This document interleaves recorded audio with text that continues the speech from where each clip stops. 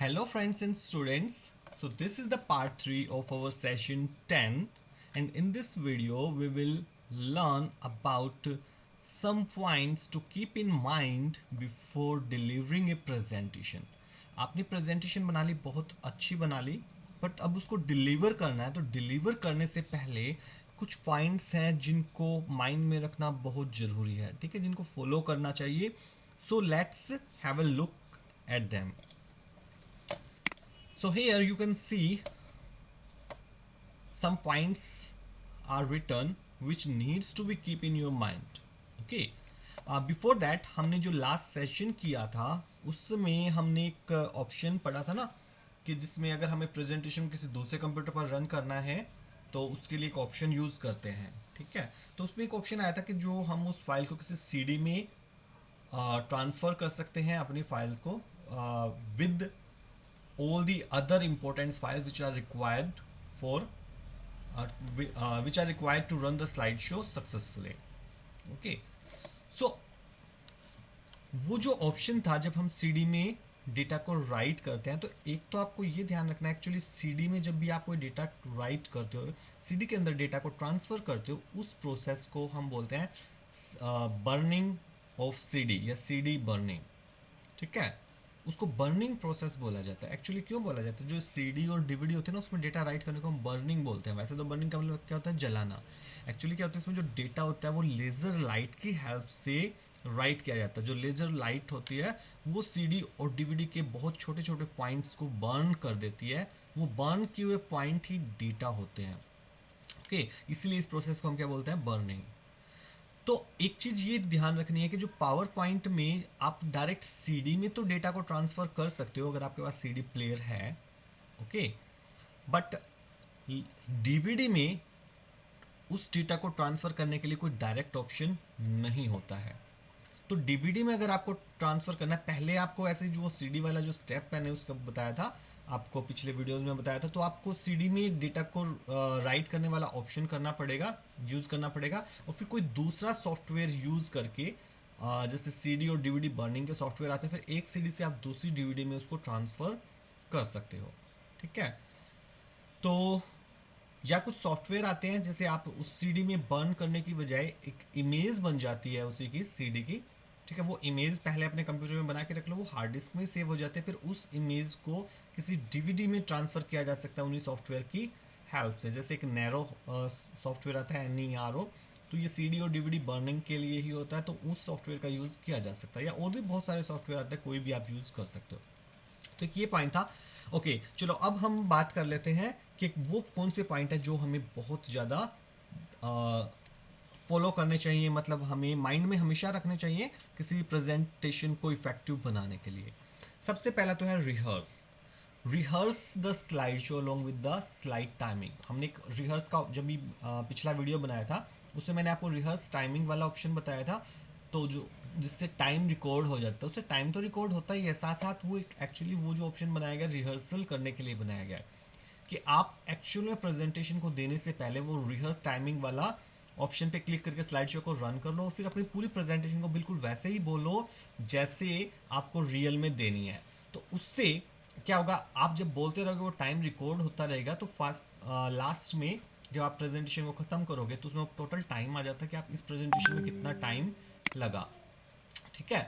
तो इस तरीके से हमें पता लग जाएगा कि हमारी जो प्रेजेंटेशन है वो कितनी देर में ख़त्म हो रही है। उससे हमें आइडिया आ जाएगा कि सपोज करो हमें जहाँ प्रेजेंटेशन देनी है, हो सकता है वहाँ पे हमें टाइम केवल 10 मिनट का दिया गया हो, बट हमारी प्रेजेंटेशन जा रही है 15 मिनट या 20 मिनट की, ठीक है। तो हमें आइडिया आ जाएगा रिहर्सल करने से, अरे ये तो ज़्यादा बढ़ जाए, तो कुछ पॉइंट्स हम निकाल सकते हैं। या उल्टा भी हो सकता है कि मान लो आपको 15 मिनट की प्रेजेंटेशन दे रही है, बस वो 5 मिनट में ही ख़त्म हो जाती है, तो आप कुछ और एक्स्ट्रा पॉइंट ऐड करके उसको इंक्रीज कर सकते हो। तो ये फर्स्ट ऑप्शन जो रिहर्स, तो वो रिहर्सल जो रिहर्स टाइमिंग ऑप्शन था स्लाइड शो टैब के अंदर, तो उसको यूज़ करके रिहर्सल करो बार बार।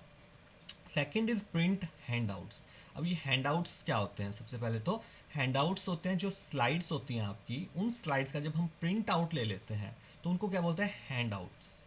यानी वही जो स्लाइड्स हमारे हाथ में आ जाती हैं उनको क्या बोलते हैं, हैंडआउट्स, ठीक है। तो उन्हीं के प्रिंट को और एक होता है स्पीकर नोट, जो आप नोट्स बनाते हैं जब उनका प्रिंट लेते हो वो स्पीकर नोट्स ही कहलाते हैं। और हैंडआउट्स क्या कहलाते हैं, जो स्लाइड्स का जो प्रिंट आउट लेते हैं वो कहलाते हैं हैंडआउट। और जो हैंडआउट्स होते हैं नॉर्मली ऐसे ले जाते हैं, एक ही जो स्लाइड है, सॉरी एक पेज पर आप जैसे या तो एक स्लाइड भी रख सकते हो, या 2 स्लाइड भी प्रिंट करा सकते हो, 4 स्लाइड प्रिंट करा सकते हो, ठीक है, 9 स्लाइड भी प्रिंट करा सकते हो। तो डिफरेंट डिफरेंट ऑप्शंस होते हैं उसमें प्रिंटिंग में जाके, कि आपको एक पेज पर कितने स्लाइड्स को प्रिंट कराना है, ठीक है। तो एक्चुअली इनकी ज़रूरत क्यों होती है, बाई चांस हो सकता है एट ऑन द स्पॉट जब आप प्रेजेंटेशन दे रहे हो तब कोई हार्डवेयर प्रॉपर तरीके से काम करना बंद कर दे, स्क्रीन है वो ठीक से ना चल पाए, तो ये थोड़ा ना कि आप प्रेजेंटेशन ही नहीं देंगे। तो आप क्या, अगर हाथ में हैंडआउट्स हैं, स्लाइड्स हैं, ठीक है, तो आप अच्छे तरीके से वहाँ पर फिर भी मतलब उतने बेटर तरीके से नहीं, बट फिर भी प्रेजेंटेशन कम से कम अपनी कंप्लीट कर पाओगे, ठीक है। Next is print out notes. तो जो प्रिंट आउट्स नोट्स होते हैं उनको भी हमेशा प्रिंट ले लेना चाहिए, ठीक है। तो ताकि हमें अगर कोई पॉइंट्स हैं तो उनको हम देख सकें कि हमें क्या क्या बोलना है। एक स्लाइड आई तो हमें पता उन पॉइंट्स पे नज़र रहे हमारी कि हम सारी बातें जो बोलनी थी वो बोल चुके हैं कि नहीं बोल चुके हैं। Next is practice practice practice. तो सबसे बेस्ट तो जो तरीका है वो यही है कि आप बार बार प्रैक्टिस करो, अपने जो प्रेजेंटेशन में आए उसको बार बार रिहर्सल करके देखो। तो ये सबसे बेस्ट पॉइंट है उसको अपनी जो प्रेजेंटेशन की डिलीवरी को अच्छा बनाने का। Next is, if possible, try running the presentation in advance in the environment where you are going to deliver it. तो जहाँ भी आपको प्रेजेंटेशन देनी है, ठीक है, वहाँ पर क्या करो, अगर पॉसिबल हो, सपोज करो आपको किसी ऑडिटोरियम में प्रेजेंटेशन देनी है, तो अगर पॉसिबल है तो वहीं ऑडिटोरियम में एक बार पहले टाइम से पहले अपनी रिहर्सल करके देख रहे हैं, ताकि आपको रियल एनवायरनमेंट का एक आभास हो जाए कि कहाँ पर कौन सी चीज़ है, आप कहाँ से एंट्री करोगे, कहाँ पे बोलोगे, कहाँ से आपकी एग्जिट होगी, ठीक है। तो कॉन्फिडेंस भी बढ़ जाता है रियल प्लेटफॉर्म पे रिहर्सल करने के बाद, जो आपका कॉन्फिडेंस लेवल भी काफ़ी इंक्रीज हो जाता है और बहुत फ़र्क पड़ता है, जो आपकी जो डिलीवरी होगी फाइनल टाइम पे वो ज़्यादा अच्छी होती है। Next is, as far as possible keep a remote control device with you to advance your slides. हो सके तो एक रिमोट कंट्रोल डिवाइस अपने साथ में रखें। जैसे आजकल रिमोट्स आते हैं जो जिनके बटन दबा के आप स्लाइड्स को आगे आगे बढ़ा सकते हो। तो आप जैसे, क्योंकि जब हम प्रेजेंटेशन देते हैं तो ऐसा तो देते नहीं कि एक जगह पे खड़े हो गए बिल्कुल, बहुत जैसे स्पीच देनी होती है, ओके। तो नॉर्मली मूविंग हम रहते हैं, और मूविंग रहते हुए ही हम क्या करते हैं, ये जो प्रेजेंटेशन है वो अपनी डिलीवर करते हैं, ठीक है। तो हाथ में अगर एक रिमोट कंट्रोल डिवाइस हो जिससे जब भी जरूरत पड़े हम अपनी स्लाइड्स को चेंज कर लें, आगे आप पीछे करने की जरूरत पड़ जाए तो वो कर पाएँ, तो इसलिए एक रिमोट कंट्रोल हो सके तो साथ रखें। Understanding the audience to whom you are delivering the presentation and keeping the interest in view.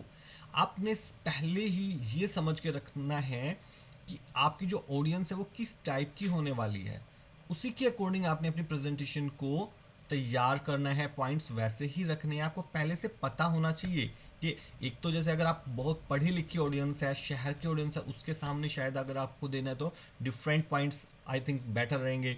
अगर आप विलेजेस की, जहाँ जो ऐसे लोग हैं जो थोड़े कम पढ़े लिखे हों, किसी उनके सामने अगर प्रेजेंटेशन देनी है तो कुछ अलग तरीके से आपको पॉइंट्स तैयार करने पड़ेंगे। तो आपको एग्जैक्टली पता होना चाहिए कि जो आपकी ऑडियंस है किस टाइप की है, ओके, कितने एडवांस हैं वो, ठीक है। Next is, finally make sure you are well prepare to interact with the audience.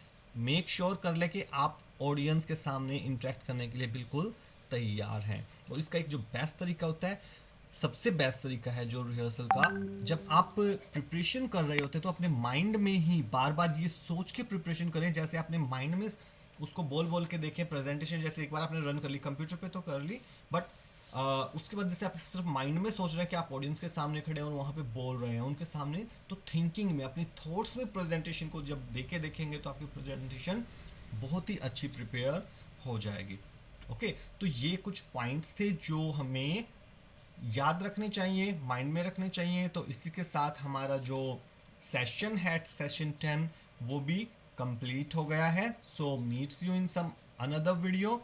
Till then, bye bye, take care, stay at home, stay safe.